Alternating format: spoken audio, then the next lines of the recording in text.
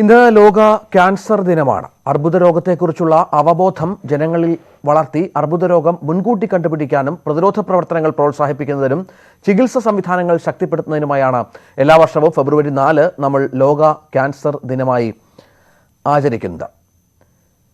ഈ ക്യാൻസർ ദിനത്തിൻ്റെ ഒരു പ്രത്യേകത, ഇന്ന് 2 പ്രധാനപ്പെട്ട അതിഥികൾ നമ്മോടൊപ്പം ചേരുന്നുണ്ട്. ഈ മേഖലയിൽ പ്രവർത്തിക്കുകയും നിരവധിയായ ആളുകൾക്ക് ജീവിതത്തിലേക്ക് തിരിച്ചു വരാനുള്ള അവസരം ഒരുക്കുകയും ഒക്കെ ചെയ്ത ശ്രീ ഡോക്ടർ നാരായണൻകുട്ടി വാര്യരും ഒപ്പം അദ്ദേഹത്തിൻ്റെ അനുഭവങ്ങൾ അത് പുസ്തക രൂപത്തിലാക്കിയ ശ്രീ MK രാമദാസും നമ്മോടൊപ്പം ചേരുന്നു. ക്യാൻസർ കഥ പറയുമ്പോൾ എന്ന പുസ്തകത്തിലൂടെ ക്യാൻസർ രോഗികൾക്കൊപ്പമുള്ള തൻ്റെ ജീവിതാനുഭവങ്ങൾ പങ്കുവച്ചാണ് അദ്ദേഹം ഡോക്ടർ നാരായണൻകുട്ടി വാര്യർ ഉള്ളത്. പുസ്തകം എഴുതിയ ഡോക്ടർ MK രാമദാസും ഇപ്പോൾ നമുക്കൊപ്പം ചേരുന്നുണ്ട്.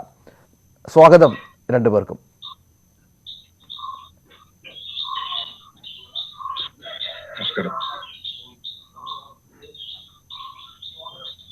സർ, കേൾക്കാം. ഡോക്ടർ ശ്രീ നാരായണൻകുട്ടി വാര്യർ, ഈ ക്യാൻസർ ദിനമാണിന്ന്. ക്യാൻസർ എന്ന് പറയുമ്പോൾ നമുക്ക് ഈ പറഞ്ഞതുപോലെ ഒരുപാട്, ഇന്നിപ്പോൾ കണക്കൊക്കെ അനുസരിച്ച് 60,000-ഓളം പേർക്ക് ക്യാൻസർ ബാധിക്കുന്നു സംസ്ഥാനത്ത് എന്നൊരു കണക്കൊക്കെ ഇന്ന് രാവിലെ പുറത്തു വരികയുണ്ടായി. ഈ അനുഭവങ്ങൾ ഇവരുടെയൊക്കെ താങ്കൾ ചികിത്സിക്കുമ്പോൾ സ്വാഭാവികമായും ഇവരുടെ പ്രയാസങ്ങൾ, വിഷമങ്ങൾ, അങ്ങനെ ഒരുപാട് കാര്യങ്ങൾ താങ്കൾക്കും മനസ്സിലാക്കേണ്ടി വരും, പങ്കുവെക്കേണ്ടി വരും. അത്ര സുഖകരമായ അനുഭവമൊന്നുമായിരിക്കില്ലല്ലോ അത്. അപ്പോൾ താങ്കൾക്ക് ഇതുവരെയുള്ള ചികിത്സാ രംഗത്ത് നിന്ന് ഉണ്ടായ പ്രധാനപ്പെട്ട കാര്യങ്ങൾ, പ്രധാനപ്പെട്ട സംഭവവികാസങ്ങളൊക്കെ ഒന്ന് ഓർത്തെടുക്കാമോ?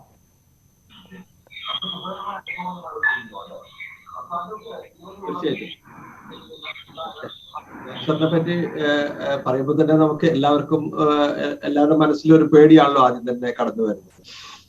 അതുകൊണ്ട് തന്നെ ഈ എന്നെ സമീപിക്കുന്നവർക്കൊക്കെ ഒരു ഭീതിയോട് കൂടിയാണ് അവരെപ്പോഴും എന്നെ കാണാൻ വരിക എന്നുള്ളത്.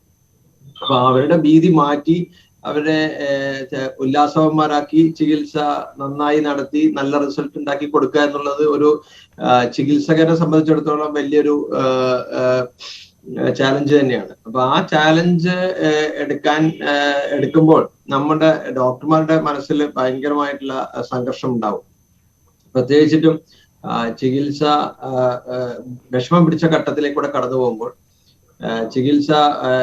അസുഖം നമ്മുടെ മുമ്പിലിരിക്കുന്ന രോഗി ചിലപ്പോൾ വളരെ രോഗം മൂർച്ഛിച്ച ഘട്ടത്തിലാണ് നമ്മളെ കാണാൻ വരുന്നതെങ്കിൽ നമ്മൾ അവരുടെ ഏറ്റവും വലിയ ആകാംക്ഷ എന്ന് പറയുന്നത് അവര് ഒരു പക്ഷേ ഒരാഴ്ച മുമ്പേ അസുഖത്തെ പറ്റി അറിഞ്ഞിട്ടുണ്ടാവും. അപ്പൊ ഈ അസുഖത്തെ അറിഞ്ഞു കഴിയുമ്പോഴുണ്ടാകുന്ന അവരുടെ ഏറ്റവും വലിയ ഉത്കണ്ഠ എന്ന് പറയുന്നത് രോഗം മാറുമോ, അല്ലെങ്കിൽ ഇനി ഞാൻ എത്ര കാലം ജീവിക്കും, ഇതുപോലെയുള്ള കാര്യങ്ങളായിരുന്നു. അപ്പൊ അവര് തീരെ പരിചയമില്ലാത്ത ഒരു ഡോക്ടറെ കാണാൻ വേണ്ടിയിട്ട് വരുമ്പോൾ അവർക്ക് ഇത്തരം ചോദ്യങ്ങൾ നേരിട്ട് ചോദിക്കാനുള്ള ഒരു മാനസികാവസ്ഥ ഉണ്ടാവില്ല. അപ്പൊ ആ മാനസികാവസ്ഥയിലേക്ക് അവരെ എത്തിക്കുക, അവരുമായിട്ട് ഓപ്പണായിട്ട് ഡിസ്കസ് ചെയ്യാനുള്ള ഒരു ബന്ധം അവരുമായിട്ട് സ്ഥാപിക്കുക എന്നുള്ളതാണ് ഈ ചികിത്സയിലത്തെ ഏറ്റവും പ്രധാനപ്പെട്ട ഒരു കാര്യം. മറ്റ് വൈദ്യശാസ്ത്രത്തിൻ്റെതായിട്ടുള്ള ചികിത്സ വേറെ, അതല്ലാതെ അതിനോട് ഒന്നിച്ചിട്ട് നമ്മൾ ഇത്തരം ഒരു കാര്യം കൂടി ചെയ്താൽ മാത്രമേ നമുക്ക് ഒരു പക്ഷേ ഈ ക്യാൻസർ ചികിത്സയിൽ വിജയം ഉണ്ടാവുള്ളൂ. അതായത് ഡോക്ടർ എന്നതിലപ്പുറം ഒരു മനുഷ്യനായി മറ്റുള്ളവരുടെ വിഷമങ്ങൾ, ഈ പ്രയാസങ്ങൾ കേട്ടറിഞ്ഞ് അവർക്ക് ആശ്വാസം പകരുന്ന ഒരു മനുഷ്യനായി ആ നിമിഷം മാറേണ്ടിയും വരും അല്ലേ ഡോക്ടർ?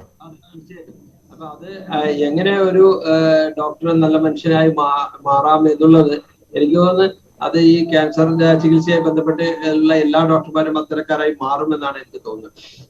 കാരണം എന്ന് വെച്ചാൽ നമ്മൾ എപ്പോഴും അവരുടെ പ്രയാസങ്ങളിലേക്കൂടെ പോവുകയും നമുക്ക് എന്താണ് നമുക്ക് ഈ മനുഷ്യന്റെ ഈ ചെറിയ ചെറിയ പിണക്കങ്ങളോ അല്ലെങ്കിൽ ചെറിയ ചെറിയ ഈഗോകളൊക്കെ എന്തിനു വേണ്ടിയാണ് എന്ന് നമുക്ക് വളരെ എളുപ്പത്തിൽ മനസ്സിലാകുന്ന ഒരു ഫീൽഡും കൂടിയാണല്ലോ. അതുകൊണ്ട് തന്നെ ഒരു നല്ല മനുഷ്യനായി തീരാൻ വേണ്ടി വലിയ ബുദ്ധിമുട്ടൊന്നുമില്ല. ഈ ഡോക്ടർ, ഈ ക്യാൻസർ രംഗത്ത് ഒരുപാട് ഗവേഷണങ്ങൾ, ഒരുപാട് പരീക്ഷണങ്ങളൊക്കെ നടക്കുന്ന ഒരു കാലഘട്ടമാണ്. ഇപ്പോൾ നേരത്തെയൊക്കെ വലിയ പേടി ഉണ്ടായിരുന്നു ഈ രോഗത്തെക്കുറിച്ചൊക്കെ പറയുമ്പോൾ. പക്ഷേ ഇപ്പോൾ കുറച്ചുകൂടി കാര്യങ്ങൾ വ്യത്യസ്തമായില്ലേ? ഈ ചികിത്സിച്ച് ഭേദമാക്കാവുന്ന ഒരു അസുഖമായി ഈ രോഗവും മാറുന്നൊരു സാഹചര്യം ഇപ്പോൾ ഒരുങ്ങി വരുന്നില്ലേ? തീർച്ചയായിട്ടും നമുക്കൊരു 10-20 വർഷമായിട്ട് ഉള്ള ഗവേഷണങ്ങളുടെ ഫലമായിട്ട് നമുക്ക് നല്ല നല്ല ചികിത്സകൾ, വളരെ നല്ല ചികിത്സകൾ ഇന്ന് ലഭ്യമായി തുടങ്ങി.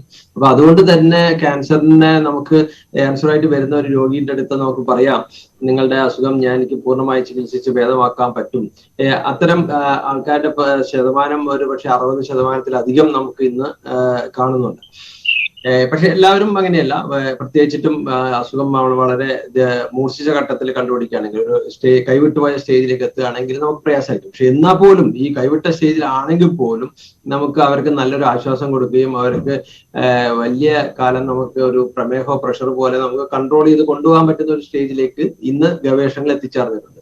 ഒരുപക്ഷെ ഒരു 20 വർഷത്തെ ഗവേഷണങ്ങളിൽ നോബൽ പ്രൈസ് കിട്ടിയവരുടെയൊക്കെ അവരുടെ റിസർച്ച് എന്താണെന്ന് നോക്കി കഴിഞ്ഞാൽ അത് ക്യാൻസറുമായി ബന്ധപ്പെട്ടിട്ടുള്ള റിസർച്ച് ആയിരുന്നു. അപ്പൊ അത്രയധികം മുന്നേറ്റം ഈ ഫീൽഡിൽ ഉണ്ടായി. അത് നമ്മുടെ രോഗികൾക്ക് ആശ്വാസകരമായി തീർന്നു എന്നുള്ളതാണ് വാസ്തവം. ശരി, തിരിച്ചു വരാം ഡോക്ടർ എം കെ രാംദാസ്. ഈ പുസ്തകം വളരെ പ്രധാനപ്പെട്ട ക്യാൻസർ കഥ പറയുമ്പോൾ എന്ന പുസ്തകം അത് വളരെ പ്രധാനപ്പെട്ട ഒന്നായി മാറുകയാണ് ഈ ദിവസം. ഇത് നിങ്ങളുടെ ഒരു കണ്ടുമുട്ടൽ എങ്ങനെയായിരുന്നു? ഒരു അർബുദം എന്ന് പറഞ്ഞിട്ടുണ്ടെങ്കിൽ മൃത്യു എന്ന് പറയുന്ന ഒരു ഘട്ടം ഉണ്ടായിരുന്നു നമ്മളുടെ ഒരു കുറച്ച് അല്പകാലം മുമ്പ് വരെ അങ്ങനെയായിരുന്നു ആളുകൾ ധരിച്ചുകൊണ്ടിരുന്നത്. അപ്പം അതിൽ നിന്ന് വ്യത്യസ്തമായിട്ട് ഈ ക്യാൻസർ എന്ന് പറയുന്നത് ഒരു സാധാരണ രോഗമാണെന്നും അതിൽ നിന്ന് മനുഷ്യന്റെ ഒരു മരണത്തിലേക്ക് നയിക്കുന്ന ഒരു രോഗമല്ല എന്നുള്ള ഒരു ബോധ്യം ആളുകളിൽ ഉണ്ടാക്കുക എന്നുള്ള ഒരു ചില ദൗത്യങ്ങൾ ചിലർ ഏറ്റെടുത്തിട്ടുണ്ടെന്ന് ഞാൻ മനസ്സിലാക്കിയിട്ടുണ്ട്. അങ്ങനെ ഒരു അന്വേഷണത്തിനൊടുവിലാണ് ഒരു ഘട്ടത്തിൽ ഈ ഡോക്ടറെ കാണാനിടയാവുന്നത്. ഒരു പ്രസാധകന്റെ ആവശ്യം അനുസരിച്ചിട്ടാണ് ഞാൻ ആദ്യം ഡോക്ടറെ കാണുന്നതെങ്കിലും പിന്നീട് അദ്ദേഹത്തിന്റെ അടുത്തെത്തിയപ്പോൾ എനിക്ക് മനസ്സിലാവുന്നത് ഇത് അതിനേക്കാൾ വലിയ ഒരു ഉത്തരവാദിത്വം ആണ് ഈ ഒരു ജോലി ഏറ്റെടുക്കുന്നത് എന്നാണ് ഞാൻ മനസ്സിലാക്കുന്നത്. നമുക്കറിയാം, ഇപ്പം ഡോക്ടർ പറയുന്നത് നമ്മൾ അർബുദം ബാധിച്ചു കഴിഞ്ഞിട്ടുള്ള ആളുകൾ ഇപ്പോഴും കേരളത്തില് തൊട്ടടുത്തുള്ള ആശുപത്രികളിൽ ചികിത്സ തേടില്ല എന്നാണ്. കാരണം വളരെ ഏറ്റവും അകലയിലേക്ക് പോകാനാണ് എല്ലാവരും ആഗ്രഹിക്കുന്നത്. അതിന് കാരണം എന്താണെന്നുണ്ടെങ്കിൽ ഈ രോഗം എന്ന് പറഞ്ഞിട്ടുണ്ടെങ്കിൽ വളരെ ഭയപ്പെടുന്ന ഒരു രോഗമാണ്. കാരണം ഈ രോഗം ബാധിച്ചിട്ടുണ്ടെങ്കിൽ അയാൾക്ക് ജീവിക്കാൻ കഴിയില്ല, അയാളുടെ സാധാരണ ജീവിതം തകർന്നു പോയിരിക്കുന്നു എന്ന ധാരണ ഉണ്ടാകുന്നു. അത് കൂടാതെ ഈ രോഗം പകരുന്നു എന്ന് പറയുന്ന ഒരു വല്ലാത്തൊരു അവസ്ഥ കൂടിയുണ്ട്. അപ്പൊ നമുക്ക് ഈ പുസ്തകത്തിൽ തന്നെ പറഞ്ഞിട്ടുള്ള ചില കാര്യങ്ങളുണ്ട്. നമ്മുടെ വളരെ പരിഷ്കൃത സമൂഹമാണ്, നമ്മൾ വലിയൊരു ലിറ്ററേറ്റ് ആണ്, നമ്മൾ ഈ രോഗങ്ങളെ കുറിച്ച് നമുക്ക് കൂടുതൽ ബോധ്യമുണ്ട് എന്നൊക്കെ പറയുമ്പോഴും നമ്മൾ ഈ ഒരു അർബുദത്തിന്റെ കാര്യത്തിൽ എത്തുമ്പോൾ നമ്മൾ തിരിച്ച് മറിച്ചാണ് നമ്മളുടെ ഈ പറയുന്ന ആളുകൾക്കുള്ള ഒരു അനുഭവം. കാരണം കോഴിക്കോട് നഗരത്തിനടുത്തുള്ള ഒരു റെസിഡൻഷ്യൽ കോളനിയിൽ സമീപത്ത് ഡോക്ടറും സംഘവും കൂടി ഒരു ക്യാൻസർ രോഗികൾക്കുള്ള ഒരു അഭയകേന്ദ്രം സ്ഥാപിക്കാൻ ശ്രമിച്ചിട്ട് അത് പരാജയപ്പെടുകയാണ്. കാരണം അതിന് കാരണമായി പറയുന്നത് അവിടെ ഈ പറയുന്ന അഭയകേന്ദ്രം സ്ഥാപിച്ചിട്ടുണ്ടെങ്കിൽ അവിടെ ഈ തൊട്ടടുത്തുള്ള ആളുകൾക്ക് ഈ താമസക്കാർക്ക് അർബുദം പകരുമെന്നും അവരുടെ സാന്നിധ്യം അവർക്ക് പ്രയാസം ഉണ്ടാക്കുമെന്നും പറഞ്ഞിട്ട് അതിന് അവിടുത്തെ നാട്ടുകാർ അല്ലെങ്കിൽ ആ പുറത്ത് റെസിഡൻസ് അസോസിയേഷൻ യോഗം ചേർന്ന് അതിനെതിരെ പ്രമേയം പാസാക്കുകയും അധികൃതർക്ക് നൽകുകയാണ് ചെയ്യുന്നത്. അപ്പൊ അത്രമാത്രം ഇത്രയും നമ്മൾ വിദ്യാഭ്യാസത്തിലൊക്കെ നമ്മൾ ഉയർന്നു നിൽക്കുന്നു എന്ന് പറയുമ്പോഴും ഇങ്ങനെ ഒരു സാഹചര്യം കൂടി നമ്മളെ നിലവിലുണ്ട്. അപ്പൊ അതുകൊണ്ട് ഈ പറയുന്ന തീർത്തും നെഗറ്റീവായിട്ട് കാണാവുന്ന ഒരു രോഗത്തെ വളരെ പോസിറ്റീവായ ഒരു സമീപനത്തിലൂടെ നമുക്ക് കീഴ്പ്പെടുത്താൻ കഴിയുന്നു എന്ന് പറയുന്ന ഒരു സന്ദേശം ഈ പുസ്തകത്തിലൂടെ ഡോക്ടർക്ക് നൽകാൻ കഴിഞ്ഞിട്ടുണ്ട് എന്നാണ് എനിക്ക് തോന്നുന്നത്. ഡോക്ടർ, ചില കൗതുകകരമായ കാര്യങ്ങളാണല്ലോ. കാരണം നേരത്തെ ഈ HIV രോഗികളൊക്കെ ആയിട്ട് ബന്ധപ്പെട്ട് ഇങ്ങനെ നമ്മൾ വർഷങ്ങൾക്ക് മുൻപ് ഒരുപാട് കാര്യങ്ങൾ കേട്ടിട്ടുണ്ട്. അവരെയൊക്കെ സമൂഹത്തിൽ നിന്ന് ഒറ്റപ്പെടുത്തുന്ന സാഹചര്യമൊക്കെ. നമ്മുടെ ഈ പരിഷ്കൃത സമൂഹം എന്നൊക്കെ നമ്മൾ അഹങ്കാരം കൊള്ളുമ്പോഴും ഈ ക്യാൻസറുമായി ബന്ധപ്പെട്ടും താങ്കൾക്ക് ഇത്തരം അനുഭവങ്ങൾ ഉണ്ടല്ലേ? അതെ, ധാരാളം. രോഗം മാത്രമേ മാറുന്നുള്ളൂ, രോഗത്തിന്റെ പേര് മാത്രമേ മാറുന്നുള്ളൂ, ജനങ്ങളുടെ മനസ്സ് മാറുന്നില്ല എന്നുള്ളതാണ് അതിൻ്റെ അകത്തുള്ള ഏറ്റവും വലിയ നിരീക്ഷണം. നമുക്ക് ഈ രോഗികൾക്ക് യാത്രാ ചെലവ് കുറക്കാൻ വേണ്ടിയിട്ട് ആശുപത്രിക്ക് അടുത്ത് താമസിക്കുകയും അവർക്ക് വീട്ടിലത്തെ ഭക്ഷണം കഴിക്കുക, പല ക്യാൻസർ ചികിത്സയും മാസങ്ങളോളം നീണ്ടു നിൽക്കുന്നതാണല്ലോ. അപ്പൊ അതിനു വേണ്ടിയിട്ട് ഒരു സംവിധാനം ഒരുക്കാൻ ശ്രമിച്ചപ്പോഴാണ് ഒരു വളരെ പരിഷ്കൃത സമൂഹം എന്ന് അവകാശപ്പെടുന്ന ഒരു റെസിഡൻസ് കോളനി, ആശുപത്രിക്ക് അടുത്തുള്ള റെസിഡൻസ് കോളനിയിലാണ് ഈ സംഭവം. അതെ, അതിന് തൊട്ട് മുമ്പേ ആ സ്ഥലത്ത് താമസിച്ചിരുന്നവര് മുഴുവൻ മദ്യപാന ശീലമാക്കിയിട്ടുള്ള ആളുകളായിരുന്നു. അത്രയധികം 10-25 പേര് ഒരുമിച്ച് താമസിച്ച് മദ്യപിക്കുന്ന ഒരു ബാറിലത്തെ ജീവനക്കാരായിരുന്നു. അപ്പൊ അത് അവർക്ക് പ്രശ്നമില്ല. പക്ഷെ ക്യാൻസർ രോഗികൾ അവിടെ വരുന്നതാണ് പ്രശ്നം എന്ന് പറയുമ്പോൾ തന്നെ നിങ്ങൾക്ക് മനസ്സിലാക്കാം അതിന്റെ അത്തരം ആ ഒരു മാനസിക അവർ ഏത് രീതിയിൽ ക്യാൻസർ രോഗികളെ കാണുന്നു എന്നുള്ളത്. രാംദാസ് പറഞ്ഞത് നമ്മൾ എഴുതിയ അനുഭവം വളരെ കുറച്ചേ ഉള്ളൂ. പക്ഷെ അന്ന് കടന്നുപോയ ആ അനുഭവം, മാനസിക സംഘർഷം എന്ന് പറയുന്നത് വളരെ വളരെ ഇതാണ്. രോഗത്തിനോട് പടവെട്ടാൻ എനിക്ക് പ്രയാസമില്ല. പക്ഷെ ഇത്തരം ആളുകളോട് പടവെട്ടാൻ ഞാൻ പിന്നെ തീരുമാനിച്ചു അത്തരം ആളുകളോട് നമ്മൾ പടവെട്ടുന്നതിൽ അർത്ഥമില്ല. എം കെ രാംദാസ് നേരത്തെ ഈ ഇന്നസെന്റ് ഒക്കെ ക്യാൻസറിനെ കുറിച്ച് എഴുതിയ പുസ്തകത്തെ അദ്ദേഹം അതിനെ സമീപിച്ചത് അദ്ദേഹത്തിന്റെ ഒരു ശൈലിയിലായിരുന്നു. അല്പം ഹാസ്യമൊക്കെ കലർത്തി, വളരെ തമാശയൊക്കെ കലർത്തി, ആ രീതിയിലാണ് അദ്ദേഹത്തിൻ്റെ ഒരു ശൈലിയാകും അത്. പക്ഷെ താങ്കൾ ഈ പുസ്തകത്തെ ഏത് രീതിയിലാണ് ഡോക്ടർ അനുഭവങ്ങൾ കേട്ട് അതിനെ താങ്കളുടേതായ ശൈലിയിലേക്ക് മാറ്റി കുറച്ചുകൂടി ആളുകൾക്ക് ഈ പറഞ്ഞതുപോലെ വായിച്ചെടുക്കാൻ പറ്റുന്ന വിധത്തിലൊക്കെയാണോ? ഞാൻ ഈ പുസ്തകം വായിച്ചില്ല, അതുകൊണ്ടാണ് ചോദിച്ചത്.